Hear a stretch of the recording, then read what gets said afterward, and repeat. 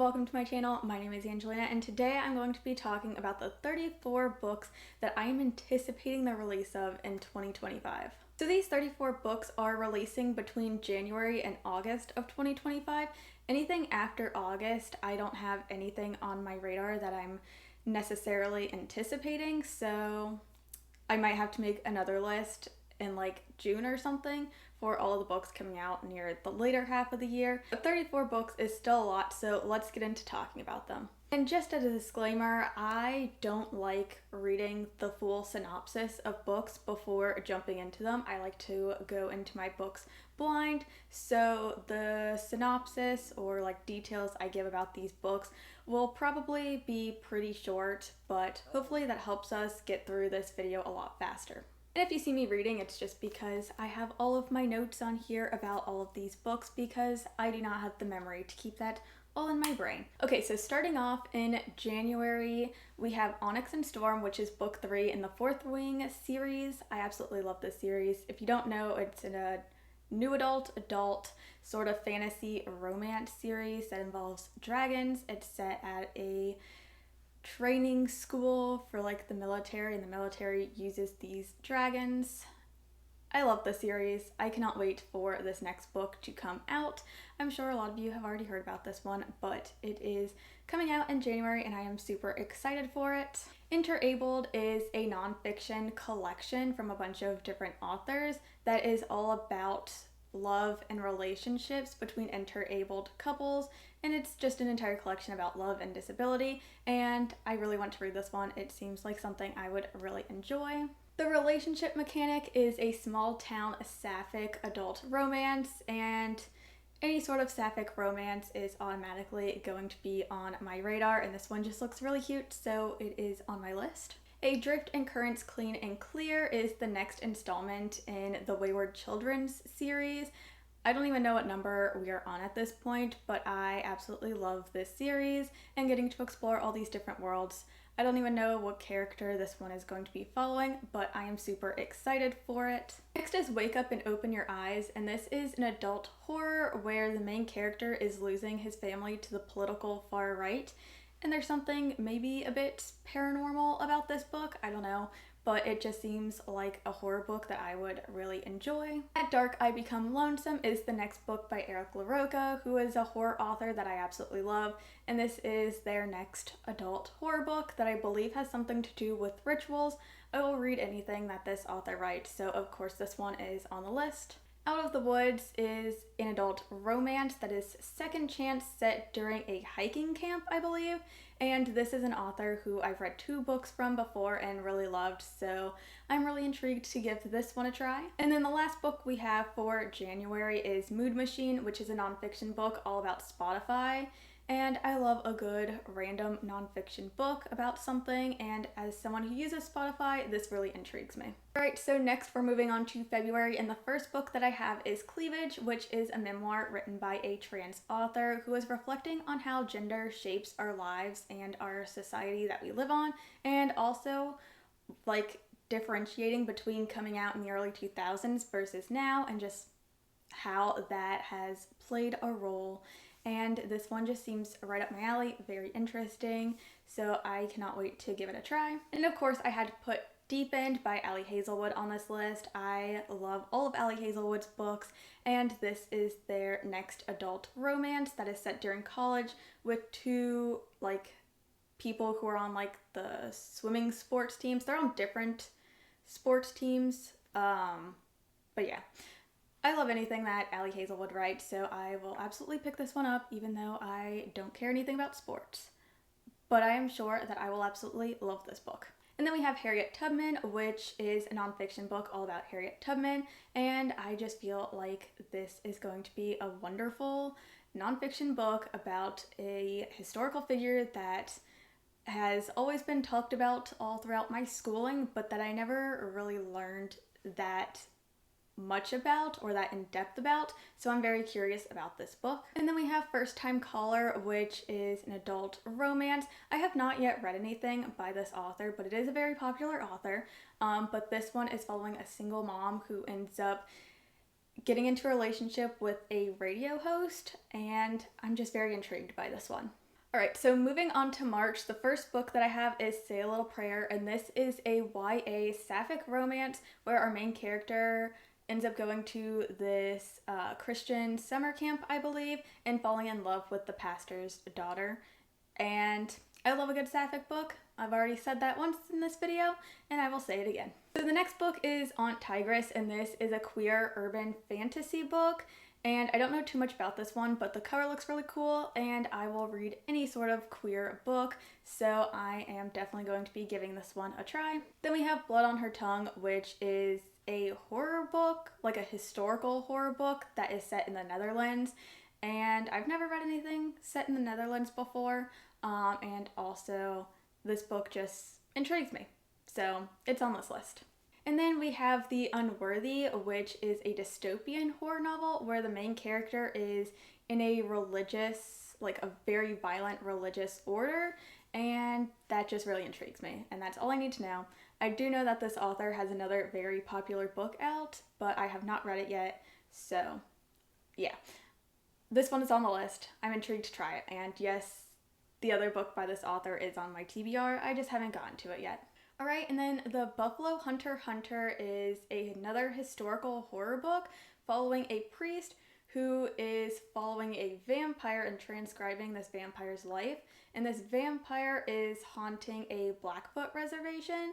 And I like Stephen Graham Jones. I've enjoyed most of their books. There's a couple that I've given 3 stars, which is why I'm saying that I've enjoyed most of them. But yeah. I'm very intrigued by this one, and I guess historical horror is sort of the vibe for 2025. I'm not sure how I feel about it because historical books aren't usually my favorite things ever, but I do like horror, so I'm intrigued to see where this trend goes and how I feel about all of these historical horror books. So, just something I've noticed and I want to keep thinking about. And the last book for March is Close to Home, and this is a nonfiction book all about the nature that is often overlooked, such as normal like parks and playgrounds that have nature surrounding them. And I just feel like this is going to be a very interesting and insightful little nonfiction book. Then I'm definitely intrigued by it and want to give it a try. Moving on to April, we have Great Big Beautiful Life by Emily Henry. This is the next book releasing by Emily Henry. I am a big fan of her books, and this one follows our 2 main characters who are competing to write the biography of a famous person, I believe. I don't know, but Emily Henry is one that I will definitely keep reading books from, so I put this one on the list. Next is Eat the Ones You Love, and this is another queer horror book, and I believe it's about plants who like the taste of human flesh. And this one just sounds right up my alley. If you don't know, my favorite type of horror is plant horror, so this one just sounds perfect for me, and it's also queer, which is also perfect for me, so it is on this list. So the last book I have for April is Bat Eater and Other Names for Corazon, and this is an adult horror book set during the pandemic that is exploring the violence faced against East Asians, and this just seems like one of the horror books that is just right up my alley, so it's on this list. Alright, so moving on to May, we have Brighter Than Scale, Swifter Than Flame, and this is another queer adult fantasy book that involves dragons in some way. I don't know which way, but again, I love queer books and I love books about dragons, so this one is on the list. The next book is Amplitudes, and this is another collection of stories, and this one has 22, I believe, and it's all about speculative fiction surrounding trans and queer futurity, and I just love exploring a good collection of books, and again, I love queer books, so this one is on the list. The next book is The Floating World, and this one is by an author whose YA contemporary books I really loved, but this is I believe their first adult book. I'm not too sure, but this is an adult romantasy book that is pitched as Korean Final Fantasy, so I am very intrigued by this one, and I can't wait to give it a try. The next book is Overgrowth, and this is an adult sci-fi horror that's all about an alien invasion, and it includes body horror, which is something I really love in my horror books. So yeah, this one is definitely going on the list, and also this author, Mira Grant, is a different name for Shauna McGuire, who is the author of the Wayward Children series, so I'm very intrigued to pick this book up. And then we have The Starving Saints, and this is another book by an author who I've really enjoyed before, and it is of course another queer historical horror.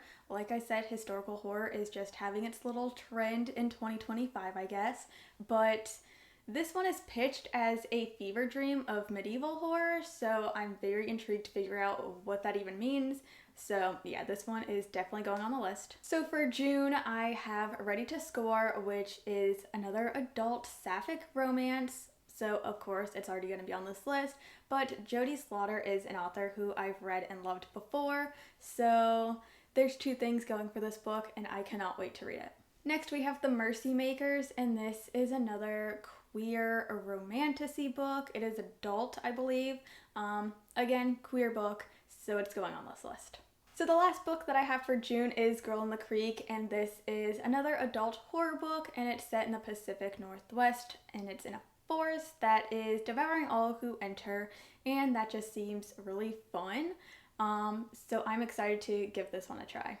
So I only have 2 books in July that I am anticipating, and the first one is Love is a War Song, and this is an adult rom-com that has Indigenous rep in it, and this is by the same author who wrote the very first traditionally published Indigenous romance, and I still haven't read that one yet, but it is on my TBR, but of course I also had to add this one onto my list.